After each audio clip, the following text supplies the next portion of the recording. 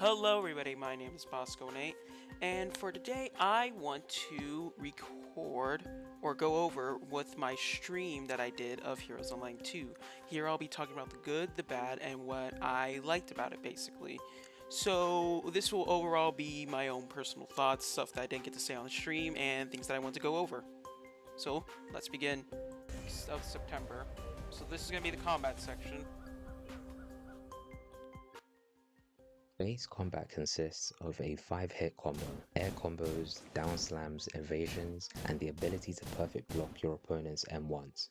This alone, however, doesn't really do justice to what combat is actually like in-game, because quirks and weapon movesets can affect everything from how your dash looks, to your combat style, to even the type of jump that you use. Now, I'm doing a pause here because I think I go over this in the stream, and you'll see a lot of that, but I think my first good point about this is the combat system, but I also have a bad point about it, and I think I do explain that a bit in my stream, and I will put it on the list for you guys to see. So there are air combos, which, okay, yeah, that makes sense. 5-hit combo, which, that's a lot, given the fact that you're also going to be using quirks and weapons, that is a lot. But I like that. It's better than the other one, which was a bit of a more of button mashing and just using your quirks. But I think that the chaos, funny moments, and content of that is going to be a really good thing to see. What I do worry about though is, again, really sometimes people just don't ignore. For me, in my opinion, I button mash because I don't know if this is a hot take or if you guys agree with me on this. Combos sometimes people really try hard or sweat when it comes to combos. So when I'm going over in my stream is that a lot of the times in games, especially with fighting games in general, people focus more on like doing perfect combos than having fun. And while combos themselves are very good in general, for people who just like to play a game leisurely or at their own pace, for example, sometimes they can just ruin it because it's like, oh, if you want to like get really good at the game, you gotta look at this combo, you gotta spend 50 minutes to like looking it up. And it's like, dude, I'm just trying to play a game, man. I'm not trying to, be the next esport champion. I was like, you gotta follow this one perfect guide on how to do a combo. Airstrike, airstrike, melee. You gotta follow the combo correctly. Don't drop it. Where I'm just like, I'm just trying to have fun with this. I mean, do I really need to understand how to do this perfect combo? That's gonna. Yes, you gotta understand it now. And the skills themselves. For example, the standard dash looks like this. The Knives moveset dash looks like this and has its own unique patterns. Whereas the base quirkless aerial dash looks like this and is good for verticality. Now, you're going to see me pause again, but I do go into detail. This is one of the good points that I like about the combat system. And it's one of my favorite things because it really shows the attention to detail that Ark does when he makes his games. For example, the standard dash looks like this. The Knives moveset dash looks like this and has its own unique patterns. I like Whereas the base... I like that. What I do really like is that the attention to detail. I like how Ark went into quality over quantity because this is a thing I say a lot of the times with Roblox games. It is much better to just do just focus on like the base game mechanics and get those perfect than actually trying to like focus on the world, because you could see that he kept the same aesthetic as he did with Heroes Online 1, which I love, by the way. I don't care if some people say, oh, it just looks the same, nothing's changed. It doesn't really matter as long as the game is still fun. I like the camera movement, I like the speed of that.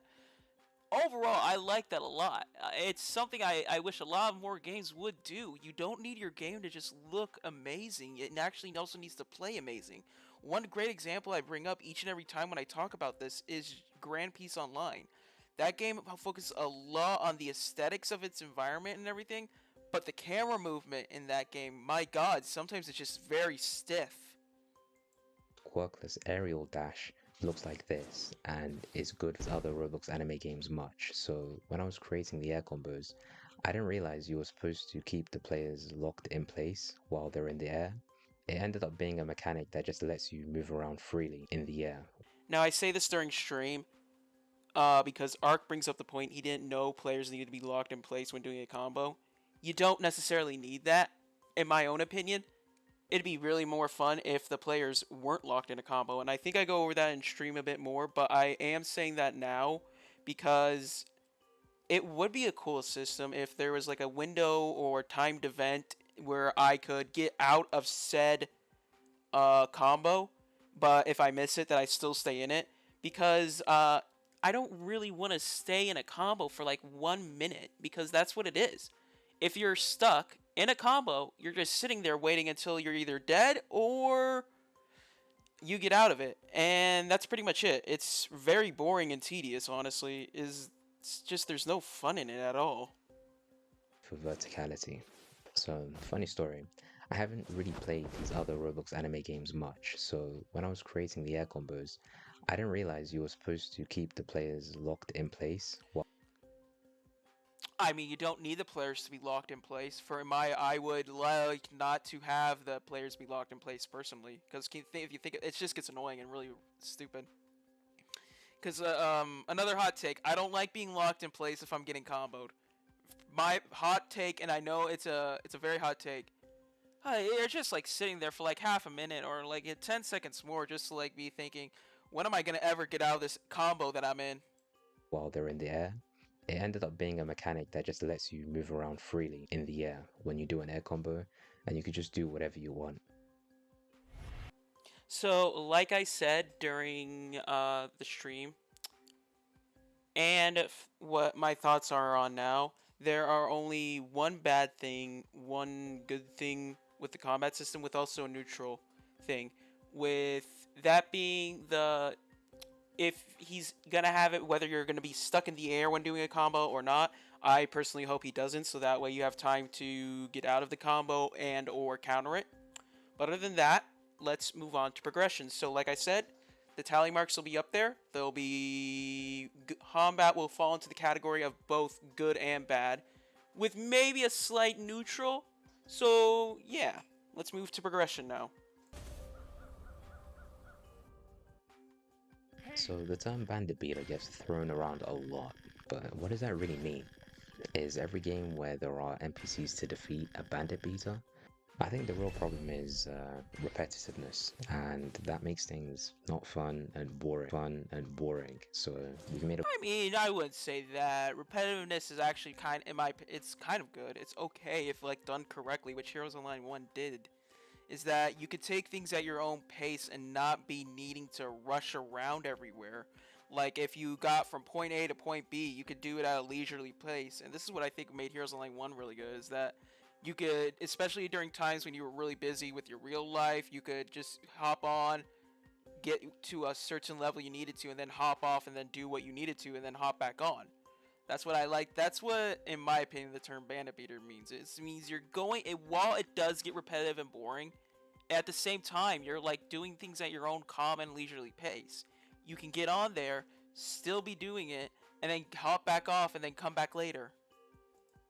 so we've made a variety of ways to level up and progress your character.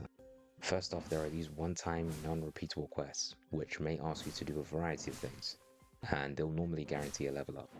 Whilst there isn't any overarching story, there are mini stories you'll play through and recurrent characters you will come across throughout your playtime. Be careful though, as some of these dialogue options you see will affect your rewards and your access to further missions. I love how he says that because that does imply that depending on either if you're a hero or a villain, doing these quests will have a consequence afterwards, which I think is a very neat and well done thing he does. Like, I love this idea because this could mean if you want to play as an anti hero, all you had to do is just stay in the middle. And I go into this in my stream later down the line where a thing called infamy shows up. Now, what that does and what that means is maybe it is based on whether you are a hero or a villain. maybe it isn't. But I go into more of this in my stream, and I will talk about more of it later down the line. But overall, I think this is a very good point, and I think this is what I like the most about the new progression system. They'll normally guarantee a level up. Whilst there isn't any overarching story, there are mini stories you'll play through and recurring characters you will come across throughout your. Oh yeah, speaking of stories, Birdman is coming back in Heroes Online 2. So if any of you guys have ever seen my old Birdman series, that's coming back. Um, when it will come back, we'll see, but it's definitely coming back. Playtime. Be careful though, as some of these dialogue options you see. Now, the next point I bring up obviously is going to be the world building, but also I'm so happy that we have a tracker because that was the biggest complaint I had in Bloodlines. There was no tracker. You had no idea where you were going and were just basically wandering around for maybe like half an hour. Now, some people said that they like that, but for me, I don't, and that's a hot take, and I go into it in my stream. But I'm glad that we're getting it.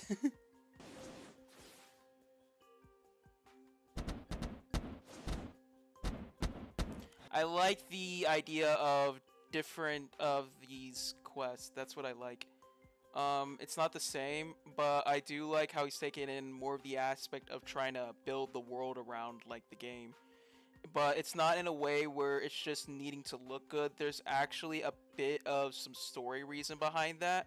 Especially with like this, I like how it says you need to go to the watchtowers. It doesn't say, oh, just reach this point. You have to actually physically find it, climb up it, and then it will tell you what to do. Now, what I do like is this is a thing that I didn't like in Bloodlines. This is hot take. I didn't like the idea that I was wandering around for half an hour. I hated that idea. Secondly, there are giver quests, where you are given a random task to complete. You can select an easier non-combat task like an escort mission or fetch quest, or a more challenging task that could be anything from keeping an escort alive until they reach their destination, a timed rescue mission, patrolling the neighborhood with a hero or villain, and more. Challenging quests give better rewards but have added difficulties such as a time limit or the quest cancelling as soon as you or an NPC dies.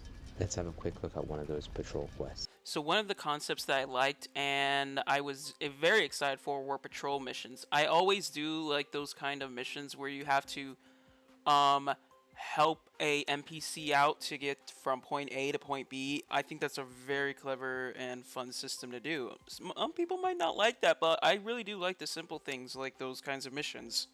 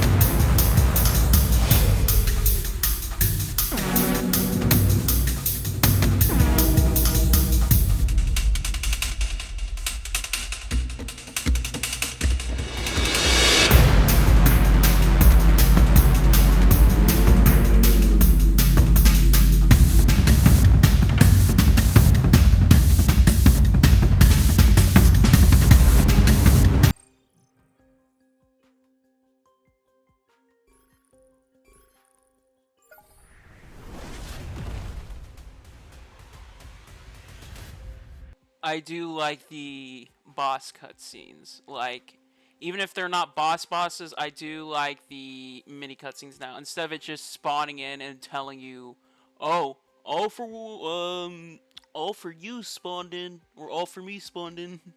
Gotta avoid copyright there. Don't want the stinkies at Crunchyroll finding out. Going on to the one-time and repeatable quests, there are events that start every 5 minutes. This can be either an event where you and your faction must defeat the boss within a limited time frame, or a PvP capture the point event where heroes fight villains for control over a specific area in the city. When it comes down to the wire and time's running out, these events can become really intense, which adds to the fun in my opinion.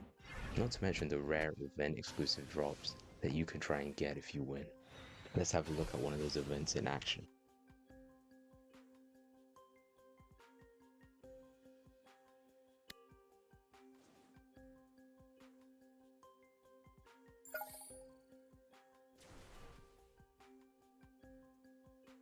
I'm glad that he kept capture the point.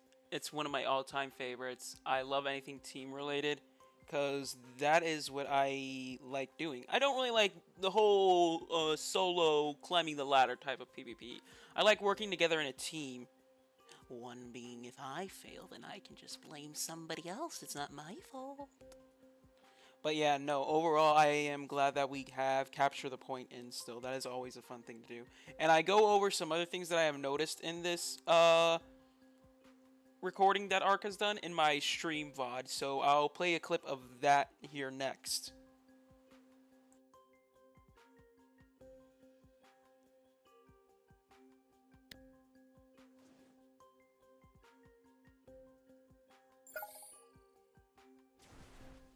I'm glad they brought back Capture the Point. Capture the Point is one of my favorites. Event exclusive drops are gonna be fun to do. I do like the skateboards. I've noticed a lot with the quirks is that they have debuffs. And with that, that is really interesting, given the fact that if you're looking at this, the debuffs are muscular damage and disoriented. Now that could be for, as they say, OFE. I just realized the goddamn acronym for... Oh, that's funny. That is funny. That's a funny one, Ark. I see what you did.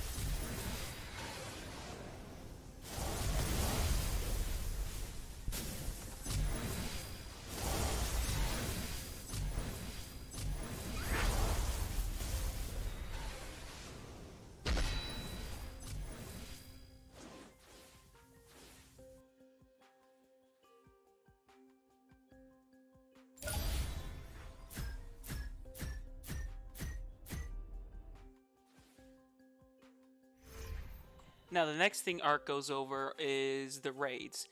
I am excited for the raids because it looks like they're going to work on some sort of system based on, I go over in my stream VOD, Infamy. Now, whether that relates to if you're a hero or villain, that is interesting because that could mean you could be a villain entering a hero raid. Maybe. I say maybe. We don't know how that works entirely, but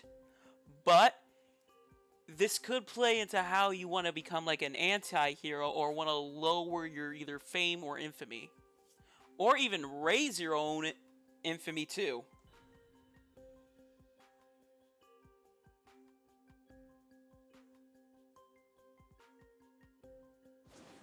Fourth on the list is raids. These are longer missions that take about 5 to 10 minutes to complete and require a group to start. The only real complaint I can give to raids is maybe, do we need a full team? Because in the old one, and I even say it in my stream VOD that I'll play the clip of, we didn't need that. Technically speaking, you could do it solo pretty much.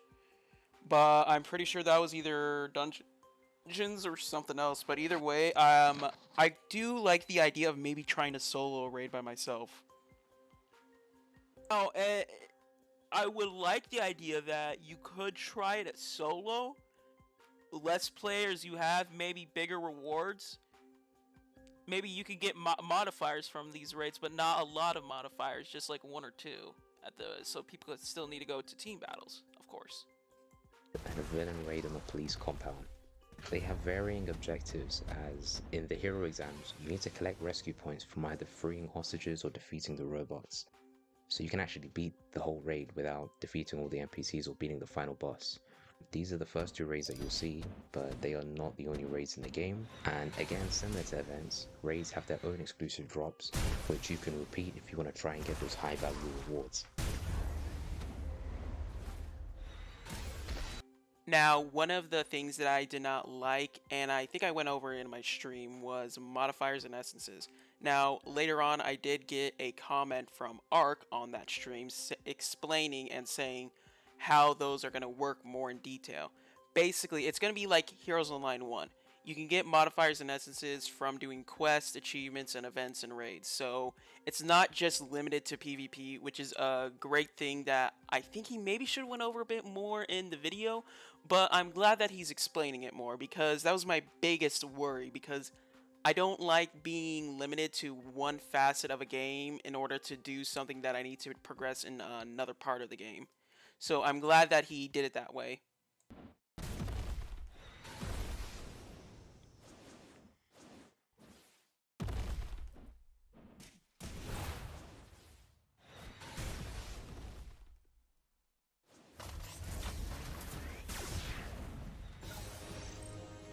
The raids look really well done. I like the raids. These look good.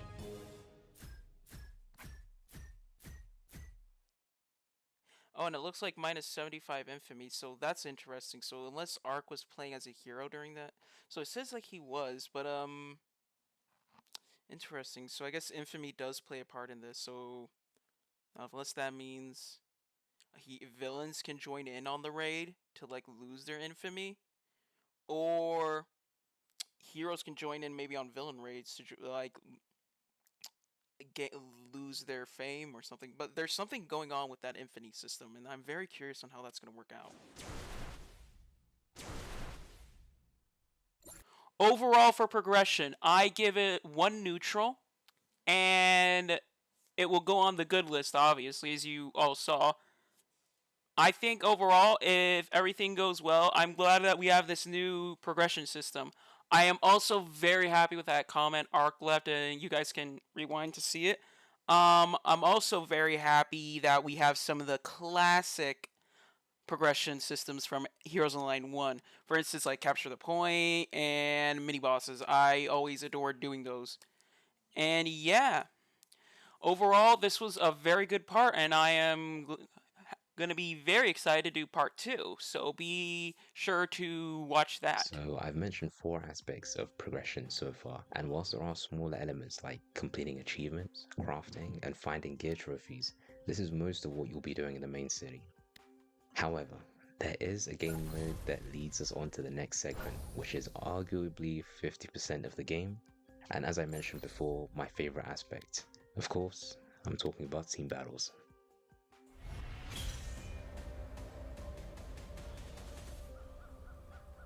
Okay, so looking at this video so far, I realize we're going to be coming up to the 30-minute mark. And not to make this video like an hour or an hour 30 long, I'm going to split this video up into 2 separate segments.